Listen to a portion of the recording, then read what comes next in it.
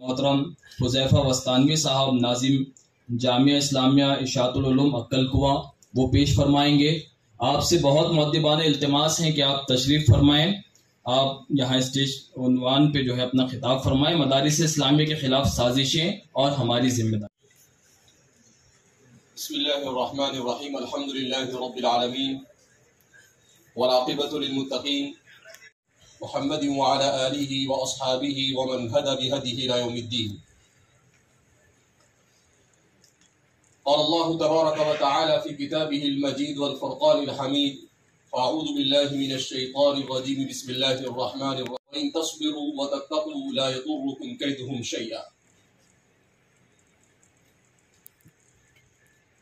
معزز اور اسٹیج پر جلوہ افروز ذمہ داران قوم و ملت اور پردہ نشین خواتین، اس میں کوئی دو رائے نہیں کہ اس وقت صرف ہندوستان ہی نہیں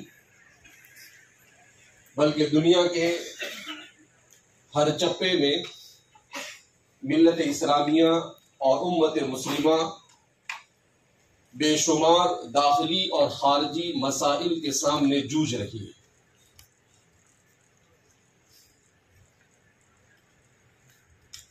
اور ان مسائل کا مقابلہ کرنے کے لیے ہمیں بیدار مغزی اور ساتھ ہی ساتھ حکمت عملی اور اپنی اجتماعیت اور اپنی صف میں وحدت کو پیدا کرنے کی ضرورت ہے۔ مدارس اسلامیہ جو اس ملک میں مسلمانوں کی تعلیم کے ذمہ دار ہیں، ان مدارس اسلامیہ کا اگر پس منظر ہم جانیں، اور جیسا کہ ہم سبھی جانتے ہیں اس لیے کہ ہم میں سے اکثریت کا تعلق انہی مدارس سے ہے، تو یہ 1857 کے بعد وجود میں آئے۔ اس کا یہ مطلب نہیں کہ 1857 سے پہلے مدارس نہیں تھے، 1857 سے پہلے بھی مدارس تھے،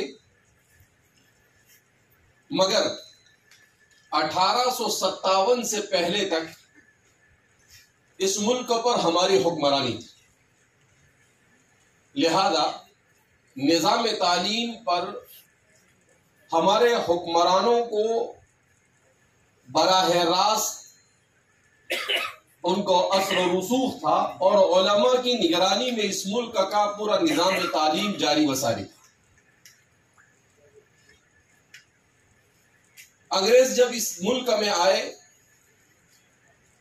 تو انگریزوں نے اس ملک میں آنے کے بعد 1857 سے پہلے ہی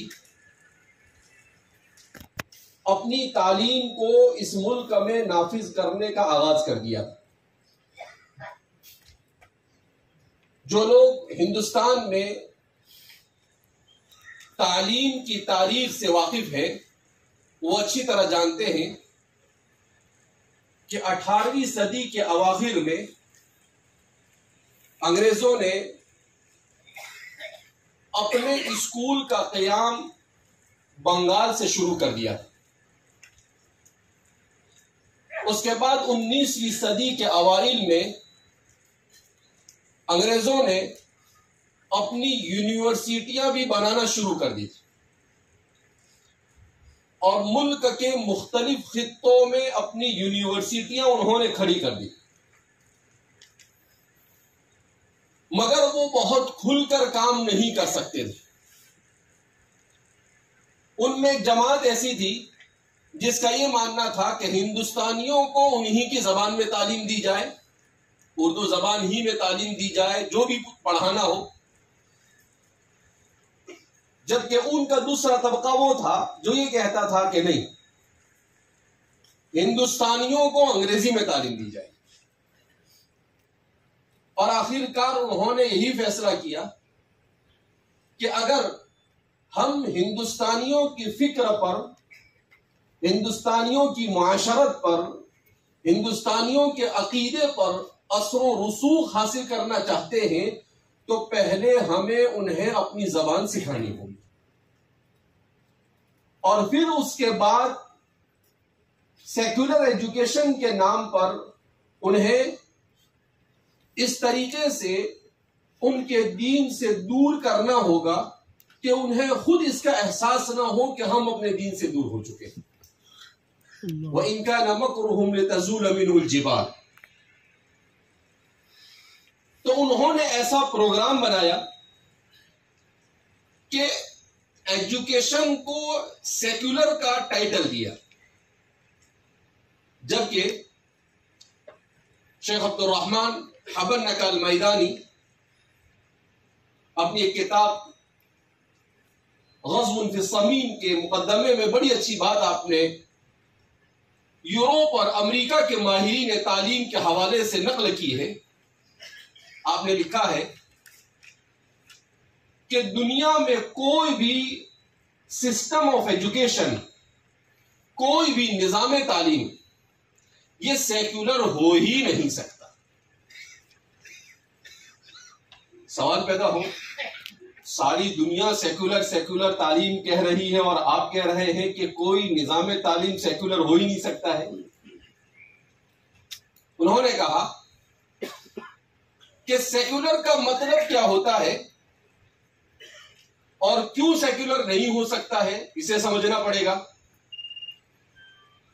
تو کہا کہ سیکولر کا مطلب ایسا نظام تعلیم، ایسا کیریکولم، ایسا نصاب تعلیم جس میں کسی نظریے کو نہ پڑھایا جائے اور بغیر کسی نظریے کے سائنس، فزکس، کیمسٹری، بایولوجی، قانون اور جتنی بھی چیزیں ہیں ان سب چیزوں کو بغیر کسی نظریے کے پڑھایا جائے، اور کہا یہ ممکن ہی نہیں۔ کیوں ممکن نہیں؟ اس لیے کہ ہر نظریہ تعلیم اپنی پشت پر کوئی نہ کوئی عقیدہ رکھتا ہے۔ ہر نظام تعلیم وہ کسی نظریے اور عقیدے سے عاری نہیں ہو سکتا ہے۔ لہذا اگر کوئی یہ کہے کہ یہ ایسا ایجوکیشن سسٹم ہے جس میں کوئی نظریہ نہیں پڑھایا جاتا تو یہ کذب بیان۔ تو نظام تعلیم، اس کے پیچھے دو عقیدے ہمیشہ ہوتے ہیں۔ ایک ہوتا ہے دنیا جہاں اور کائنات کے بارے میں نظریہ، جس کو ورلڈ ویو کہا جاتا ہے انگریزی میں، اور دوسرا ہوتا ہے انسان کے بارے میں نظریہ کہ یہ دنیا کیا ہے، کسی نے بنائی یا نہیں، اور کیسے چل رہی ہے۔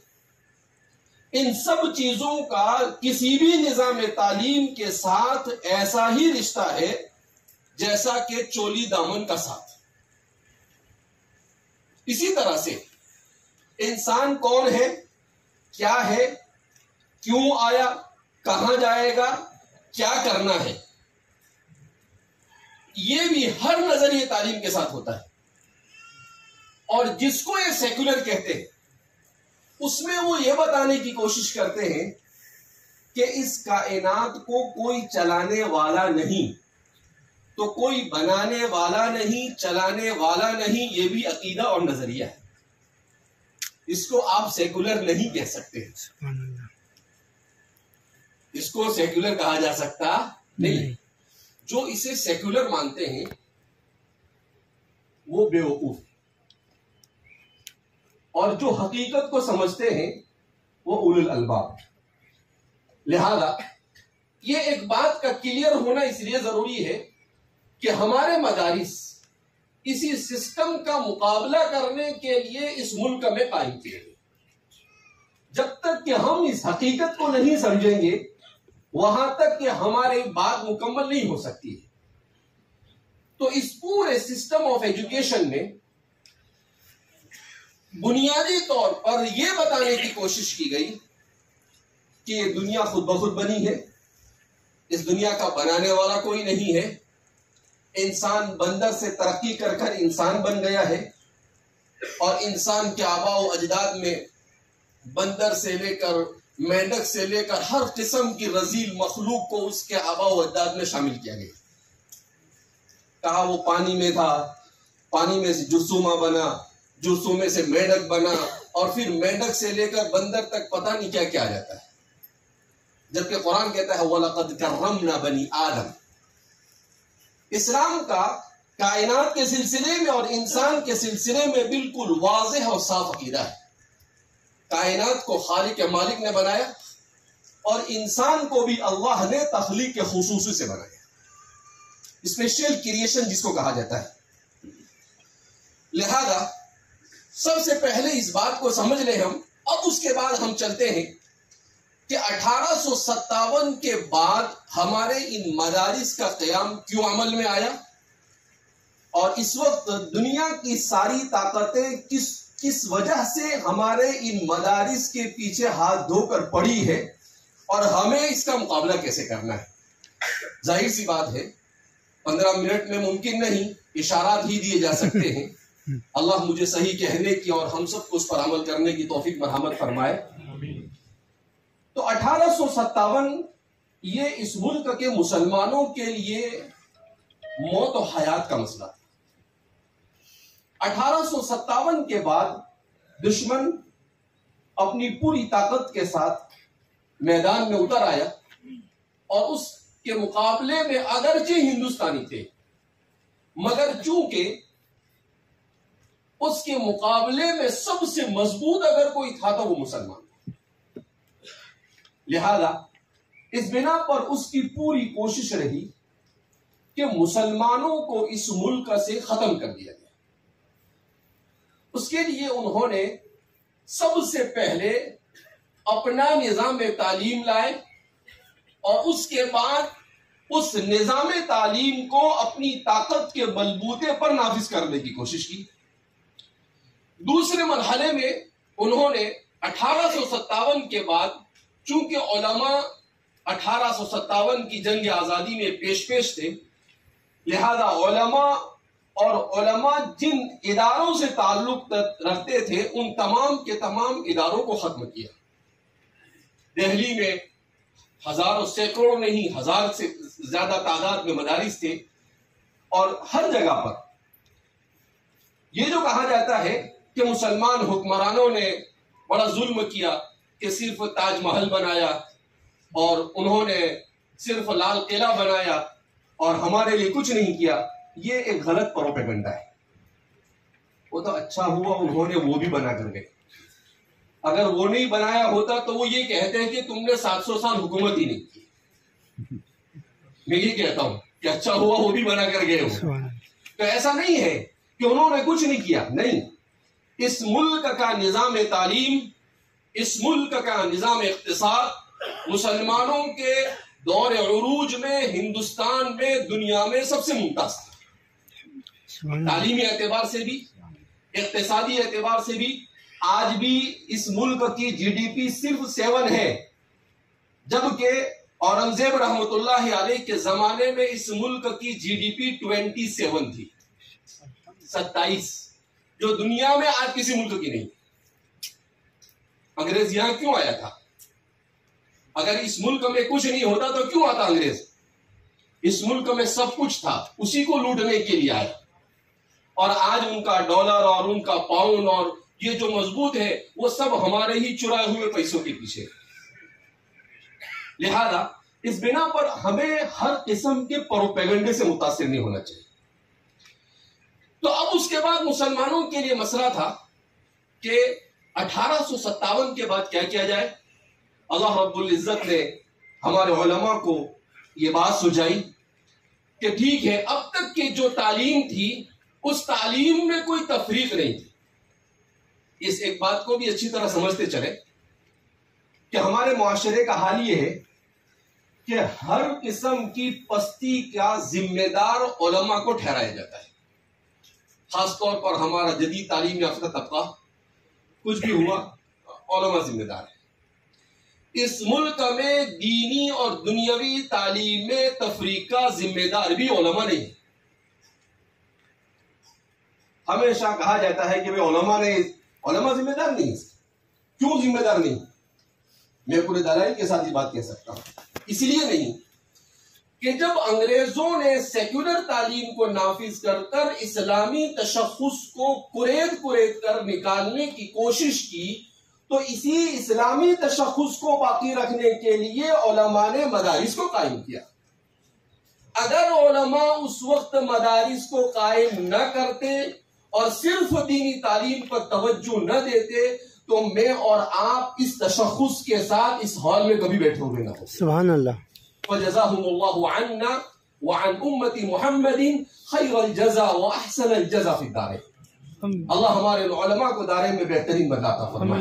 आमीन। हमने दुनिया को देखा है, दुनिया के 40 से करीब मुल्कों की जियारत की है। ऐसे ऐसे मुल्कों की जियारत की जहां 100% मुसलमान है, मगर आपको इस्लाम कहीं नजर नहीं आएगा। यहां हम 15-20% होकर भी इस्लामी तशख़्ख़ुस के साथ जो जिंदा है, ये हमारे इन उलमा की कुर्बानियां और ये मदारिस की देन है। उसके बाद दूसरी सारी चीजें आती है।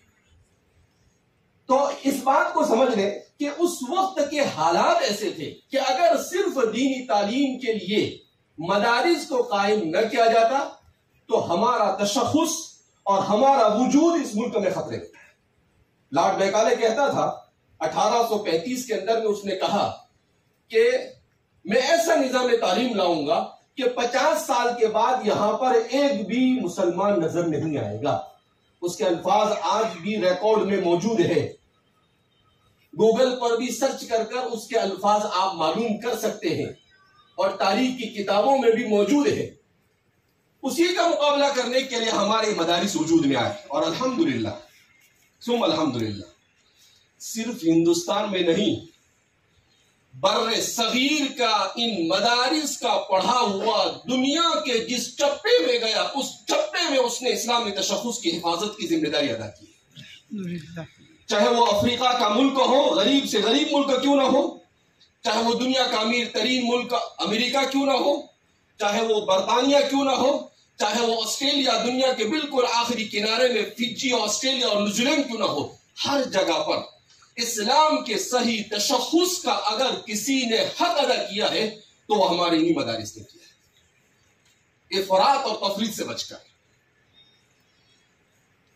दुश्मन तो पहले से ही हमारे मदारिस के पीछे पड़ा था, जबकि दुश्मन को मालूम है, चाहे कल का दुश्मन हो, चाहे आज का दुश्मन हो, चाहे मुस्तकबिल का दुश्मन हो, सबको मालूम है कि यही मदारिस असल है इस्लाम के बका के मुहाफिज। लिहाजा कभी इस पर दहशतगर्दी का लेबल लगाने की कोशिश करते हैं, जबकि आज तक कभी भी मदरसे से किसी किस्म की दहशतगर्दी को वो न साबित कर सके हैं और कयामत तक साबित कर भी नहीं सके इंशाअल्लाह। वो कभी ये कहते हैं ये कलामत पसंद है, ये रिवायत परस्त है, ये रजात पसंद है। जाहिर सी बात है कि ये रजात पसंद ही नहीं, जितनी लचक हमारे मदारिस ने अपने निज़ाम तालीम में रखी है और किसी ने नहीं रखी। हमारे निज़ाम तालीम, हमारे मदारिस ने मिल्लत इस्लामिया को जिस वक्त जिन चीजों की जरूरत पड़ी उसे निज़ाम और निसाब का हिस्सा बनाया। और अल्हम्दुलिल्लाह आप देखते हैं, मुफ्ती अशफाक साहब आप कानून के बारे में अभी सुन रहे थे, ये मदरसे से पढ़े हुए हैं, एक एक कानून आपके सामने बयान कर रहे थे, हमारे जामिया से ही पढ़े हुए मुफ्ती साहब। तो ऐसे भी बहुत सारे आपको मिले। तो उलमा अल्हम्दुलिल्लाह हर मैदान में काम कर रहे हैं।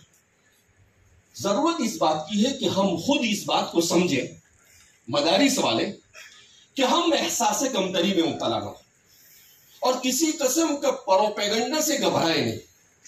ये हुकूमत जिन एजेंसियों को हमारे पास भेजती है, जिन इदारों को भेजती है और ये कहती है कि तुम कहां से एफिलिएशन हो, तुम्हारा तुम कहां से, तुमको मान्यता है, उनको ऐसा कहो कि मुल्क के 301 दफा में हर अकलियत को अपनी जबान और अपनी मजहब की तालीम का पूरा पूरा हक है। اس کو کہیں سے کوئی ایفیلیشن کی ضرورت نہیں ہے، اور اس 301 کی دفعہ کو ہم خوب اچھی طرح پڑھیں، اور پڑھنے کے بعد کسی وکیل اچھے ماہر سے اسے سمجھے. ڈرنے کی ضرورت نہیں. وَلَا تَخَافُوا وَلَا تَحْزَنُوا أَنْتُمُ الْأَعْلَوْنَ إِن كُنتُم مُؤْمِنِينَ. ڈرنا کیا، مرنا تو ایک دن. لیکن اپنے تشخص کے ساتھ، ہمت اور جرت کے ساتھ، حکمت کے ساتھ اپنی ملت کو اپنے ساتھ لے کر چلنا اور اپنے تشخص کے لیے ہر قسم کی قربانیوں کے لیے تیار رہنا، یہ میری اور آپ کی سب سے بڑی ذمہ داری ہے. لہذا اس بنا پر ہم قانون کو جانیں کہ ہمارا ملک کا قانون ہمیں کیا کہتا ہے. دفعہ 27 کیا کہتی ہے، دفعہ 28 کیا کہتی ہے، دفعہ 29 کیا کہتی ہے. یہ بات الگ ہے کہ 40 کے بعد ایسی دفعہ لا کر رکھ دی جاتی ہے کہ وہیں پر تضاد شروع ہو جاتا ہے. ایک طرف کہتے ہیں کہ بھائی آزادی ہے سب کو، مذہب کی آزادی ہے، تشخص کی آزادی ہے، تعلیم کی آزادی ہے، اپنے کلچر کی آزادی ہے، اپنی تہذیب کی آزادی ہے، اور پھر 40 کے بعد دفعہ لا کر رکھتے ہیں کہ حکومت کو یہ کوشش کرنی چاہیے کہ سب ایک جیسا ہو جائے. یہ قدرت اللہ کے خلاف، تو وہیں پر تضاد ہے. اسی لیے اس ملک کا جب دستور بنا تو ہمارے بعض علماء نے اس پر تحفظات رکھے، کہا کہ نہیں، اس میں بہت ساری چیزیں ایسی ہیں جو تضاد کے حامل ہیں، اسے ہٹایا جانا چاہیے. نہیں ہٹایا گیا تو انہوں نے اپنے تحفظ کے ساتھ اس کے اوپر دستخط کیے. ہمیں اپنی تاریخ سے اچھی طرح سے واقف ہونے کی ضرورت ہے، اور ہمیں اس بات کی ضرورت ہے کہ ہم دینی تعلیم کو مکمل دیتے ہوئے عصری ضرورت کے مطابق اپنے طلباء کو کچھ عصری چیزوں کیسے واقف کریں کہ ہمارا طالب علم کسی میدان میں اجنبی نہ ہو. کسی تحقیق کے موقع پر ہمارے لیے اس کے لیے کوئی اصطلاحات نہیں نہ ہو. اس چیز کو سمجھنے کے لیے الحمدللہ انگریزی پڑھا رہے ہیں، تو ہمارے کچھ علماء ایسے ہونے چاہیے جو بہترین انگریزی میں ڈیبیٹ کر سکے، جو بہترین انگریزی میں جواب دے سکے، تقریر کر سکے. صرف انگریزی میں نہیں، جس خطے اور جس صوبے اور جس علاقے میں آپ کا ادارہ ہے اس علاقے کی زبان کے ماہرین کا بھی پیدا کرنا ضروری ہے ہمارے لیے، تاکہ اس علاقے میں کوئی بھی مسئلہ کھڑا ہو تو قلم اور زبان دونوں سے ہم اپنا دفاع کر سکیں. تو اس لیے اپنے آپ کو مضبوط کرنے کی ضرورت ہے، اور ساتھ ہی ساتھ ہمیں حکیم امت حضرت تھانوی رحمۃ اللہ علیہ فرمایا کرتے تھے کہ جہاں نفرت کا ماحول ہو وہاں پر مسلمانوں کو دو چیزیں کرنی چاہیے. ایک تو یہ کہ نفرت کے ماحول کو کم کرنے کے لیے اسلام کی خوبیوں کو لوگوں کے سامنے بیان کرنا چاہیے، ہم بیان ہی نہیں کرتے ہیں. دوسرا، خود ہم اپنے اخلاق ایسے اختیار کریں کہ ہمارے اخلاق کو دیکھ کر وہ متاثر ہو جائے. ہمارے پاس دونوں چیز نہیں ہے. اور میں اپنی بات کو ختم کرنے سے پہلے آخر میں ایک بات کہنا چاہوں گا کہ ہمارے مدارس کو قانونی اعتبار سے مضبوط ہونا بھی ضروری ہے. ہمارے مدارس اگر چیریٹیبل ٹرسٹ کے تحت چلتے ہیں تو اس کے کاغذات ہونے چاہیے. ہمارے پاس اکاؤنٹ ہے تو ہمیں معلوم ہونا چاہیے کہ ہر سال اس کا آڈیٹ ہوتا ہے، اس آڈیٹ کا نظام ہونا چاہیے. اور جو اکاؤنٹنٹ منظور شدہ حکومت سے ہوتا ہے، ایسے اکاؤنٹنٹ سے ہمیں اپنی رپورٹ کو آڈیٹ کرانا چاہیے. اگر ہم تعمیر کرتے ہیں تو اس کے لیے ہمارے پاس زمین کے کاغذات 7/12 ہونا چاہیے. ہمارے پاس اسی کے ساتھ ساتھ جو کمیٹی ہوتی ہے اس کے امینڈمنٹ ایک کاپی ہونی چاہیے. ہمارے پاس ATG ہونا چاہیے، ہمارے پاس 12A ہونا چاہیے. ہمارے پاس اگر بلڈنگ بنی ہوئی ہے تو اس کی تعمیرات. تو قانونی اعتبار سے ہم اپنے آپ کو ایسا مضبوط کریں کہ انہیں کوئی موقع ہی نہ ملے. لہذا ہم اپنے آپ کو ذہنی اعتبار سے بھی اس قسم کے حالات سے مقابلے کے لیے تیار رکھیں، قانونی اعتبار سے بھی، اس لیے کہ حق کے اوپر اگر ہم ہیں تو ظاہر سی بات ہے ہم کوئی جنت میں نہیں ہے کہ یہاں پر سب ہماری مرضی کا ہوگا. حالات تو آنے ہیں، اور صحیح معنی میں آدمی کی آزمائش اسی وقت ہوتی ہے جب حالات آتے ہیں. اسی لیے حضور نے فرمایا لا تکرہوا الفتن فإنها تدیر المنافقین، کہا فتنوں سے ڈرو مت، اس لیے کہ فتنوں کے آنے سے منافقین ظاہر ہو جاتے ہیں. اللہ کے رسول صلی اللہ علیہ وسلم کے جملے بھی عجیب ہوا کرتے تھے. لہذا اس بنا پر اپنے ایمان کو مستحکم کرنا، اپنے رشتے کو اللہ سے مضبوط کرنا. ابھی میں وہبہ زہیلی صاحب کا ایک مقولہ پڑھ رہا تھا. وہ فرما رہے تھے میں نے علم سیکھا ازہر سے اور میں نے عمل اور تقوی سیکھا ملک شام جا کر وہاں کے علماء سے. اور پھر اس کے بعد انہوں نے اخیر میں لکھا کہ سر النجاح فی الحیاتی هو التعلق مع اللہ. کہ زندگی میں نجات کا اگر کوئی راز معلوم کرنا چاہتے ہو تو وہ اللہ کے ساتھ اپنے تعلق کا مضبوط ہونا. لہذا ہم اپنے تعلق کو مضبوط کریں. الحمدللہ اسلام کے پاس عقلی ہر قسم کے سوال کے جواب موجود ہیں. ہمارے متکلمین نے دے دیے. اس وقت دنیا میں اگر وہ بات ہوتی ہے عقلیت کی تو اتنے صحیح اصول ہمارے متکلمین نے بیان کیے ہیں کہ اس کے بعد مزید کسی اصول کی ضرورت نہیں. اسی طریقے سے ہمارے فقہاء نے اصول فقہ مدون کر کر ہر قسم کے انسان کے بدن سے پیش آنے والے جوارح کے تمام مسائل کا حل ہمارے سامنے رکھا ہے. اس کی روشنی میں ہمیں کس طریقے سے اپنے مسائل کو حل کرنا اصول ہمارے پاس موجود ہے. ہمارے متصوفین نے بھی تزکیہ نفس اور روحانیت جس کا دنیا میں ڈھنڈورا پیتا جا رہا ہے آج اس کے بھی صحیح اصول بیان کر دیے ہیں. ضرورت اس بات کی ہے ہم مطالعہ کریں اور اپنے آپ کو بزرگوں سے وابستہ کریں, اپنے اکابرین کے ساتھ وابستہ رہیں اور اخلاص و للہیت کے ساتھ کام کریں. جہاں اخلاص ہوگا اور منہج صحیح ہوگا وہاں اللہ کی مدد ضرور آئے گی. لہذا نہج بھی صحیح ہونا چاہیے اور ابتغاء مرضات اللہ کے لیے کام ہونا چاہیے. نام و نمود کے لیے, عہدے اور منصب کے لیے ہمارا کوئی بھی کام نہیں ہونا چاہیے ورنہ اللہ کی مدد نہیں آتی ہے. لہذا اس طرح کی چیزوں سے بچنا چاہیے. امام غزالی نے لکھا ہے کہ سب سے زیادہ حسد کی بیماری علماء میں ہوتی ہے اور سب سے زیادہ کبر یہ ملوک میں ہوا کرتا ہے. اور امام ماوردی نے لکھا ہے کہ حسد اور کبر یہ دونوں علماء میں بھی پایا جاتا ہے اور بادشاہوں میں بھی پایا جاتا ہے. کسی نے پوچھا کیوں؟ کہا اس لیے کہ ایک لوگوں کے دلوں پر حکمرانی کرتے ہیں علماء اور ایک لوگوں کے جسموں پر حکمرانی کرتے ہیں. لہذا وہ ایک دوسرے سے کھینچا تانی میں رہتے ہیں. تو ہمیں ایسی کھینچا تانی ایسے ماحول میں تو ہرگز نہیں ہونی چاہیے. آخر میں گنگوہی رحمۃ اللہ علیہ کی ایک بات کہہ کر جو ہم سب کے لیے علماء کے لیے بہت ضروری ہے بات کو ختم کرتا ہوں. سید الطائفہ حاجی امداد اللہ صاحب مہاجر مکی رحمۃ اللہ علیہ صاحب کے ہاتھ پر آپ نے بیعت کی. کچھ دنوں کے بعد جب ملاقات ہوئی تو حضرت حاجی امداد اللہ صاحب نے پوچھا کہ بھائی آپ نے بیعت کی اور تصوف کے سلسلے سے آپ جڑے تو آپ کو کچھ فرق محسوس ہوا اپنی طبیعت اور اپنی زندگی میں؟ تو حضرت نے بڑی عجیب بات کہی. کہا ویسے تو ایسا کوئی فرق مجھے نہیں لگا, البتہ میرے اندر 3 چیزیں آئی جو مجھے محسوس ہو رہی. تو علی صاحب نے پوچھا کیا ہے وہ 3 چیزیں؟ آپ نے کہا ایک تو یہ کہ شریعت طبیعت بن گئی. کیا کہا؟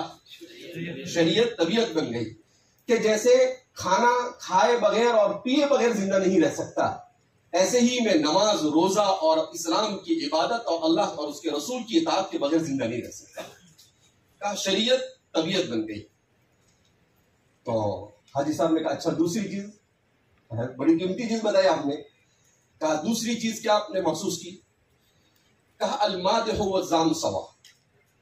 کہا کہ مجھے ایسا محسوس ہوا کہ کوئی میری تعریف کرے یا کوئی میری مذمت بیان کرے مجھے پر اس کا کوئی فرق نہیں ہوتا.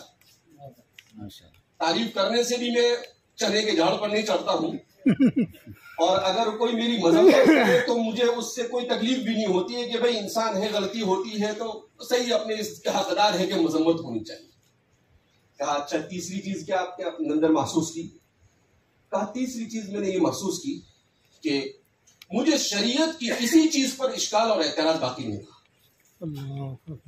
ہر چیز شریعت کی مجھے ایسی نظر آ رہی ہے جیسے فطرت اور عقل کے بالکل مطابق اور کوئی چیز عقل اور فطرت کے خلاف نہیں. تو حاجی امداد اللہ صاحب نے کہا کہ بھائی جس کو یہ 3 چیز مل گئی پھر اب بچا ہی کیا اس کے لیے اس دنیا کے اندر میں سب کچھ مل گیا اسے. تو ہم بھی اپنے اندر ان صفات کو پیدا کرنے کی کوشش کریں. اللہ رب العزت ہمارے کما حق ہو یہاں پر جمع ہونے کو قبول فرمائے. ہمارے مدارس کی ہمارے اس ملک میں ہمارے تشخص کے جو مسائل ہیں ان مسائل کو مل بیٹھ کر اسے سلجھانے کی ہمیں اللہ توفیق مرحمت فرمائے اور ہر قسم کے شرور و فتن سے اللہ ہمیں محفوظ فرمائے. اللہ ہم سے راضی ہو جائے، ایسے اعمال کی توفیق مرحمت فرمائے. وآخر دعوانا الحمدللہ رب العالمین.